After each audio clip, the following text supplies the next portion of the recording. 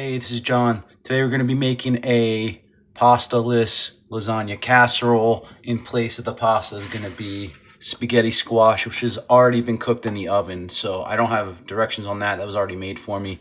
You also brown some type of protein, and you can make multiple batches from that. For this recipe, use 2 to 3 ounces of ground beef, turkey, or some type of vegetarian crumble or vegan crumble. All right, here we go. I'm following a measured portion and a diet, so we're gonna get 4 ounces of the spaghetti squash and put it in this bowl. Scales zeroed out, and so when you get that going, I do that first. I mean, it really wouldn't matter.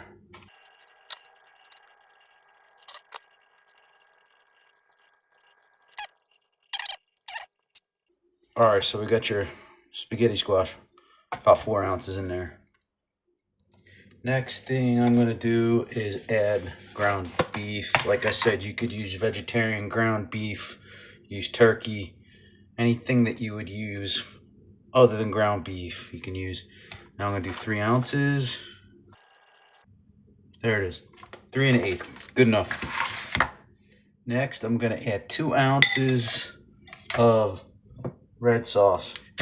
Again, it's jar sauce. I usually make my own.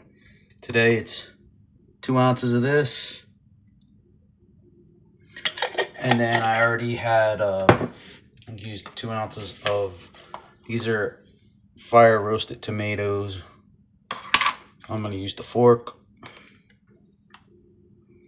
2 ounces of those. All right, there it is. Next, I'm going to use ricotta cheese. 3 ounces of that. 1 1/2, almost. There we go. If I go over by 1/8, it's okay. I am measuring, but you know, I don't want to be like crazy about it. Again, I'm just gonna eyeball this. That's basil. Bought it in bulk. And I'm gonna add I'm probably gonna add some oregano and some other things. So the final thing is, let's see, what is it? Oh, I used double garlic powder. I used a punch, or is it a pinch? A punch or a pinch of that. And I think I'm good. Here's the mixed, or here's it unmixed, but here's what you're looking at. Next thing you do is you're gonna stir it all in really well, so it's like one uniform thing. All right. I forgot to mention, you want to preheat the oven to 350 at some point during this time. What's left is you just mix it and put it in this casserole. So you want your oven at 350. So that's mixed up. Now I'm going to add it to this casserole like so. And I'm going to smooth it around. I'm going to press it down. Whoops. Let me get a better angle of that. There you go. So I'm going to add this in here.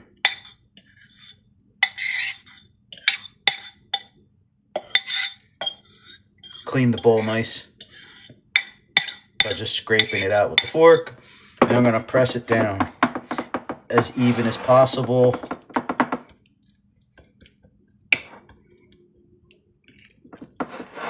Fill in the corners.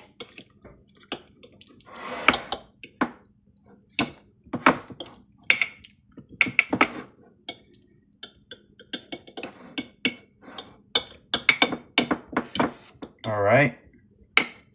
We're almost there. It's mixed up nice and good. All right.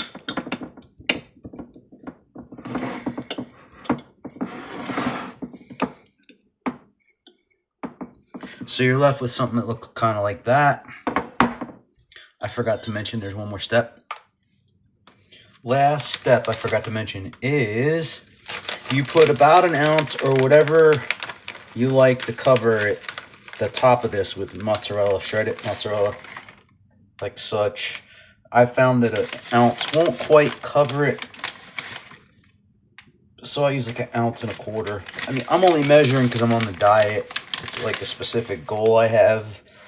You guys can be a little less strict. I'm already at 1 ounce and an eighth, so I'll probably go up to a quarter. There we go.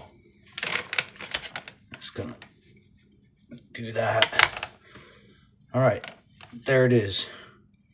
That's ready to bake. So when the oven's up to temp, 350 degrees, 30 minutes. All right, in you go. 30 minutes, it's up to temp at 350. The house, I don't know if you, after your 30 minutes is up, you can put it on broil for a minute to brown up the cheese. That's what I'm doing right here. So I'm assuming most ovens have that function, and there it is. I'm gonna grab a pot holder. All right, so here we are. That's what it looks like. My normal trivet went missing. Here you go.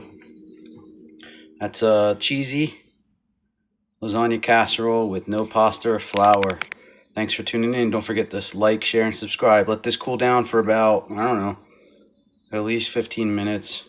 All right? Enjoy.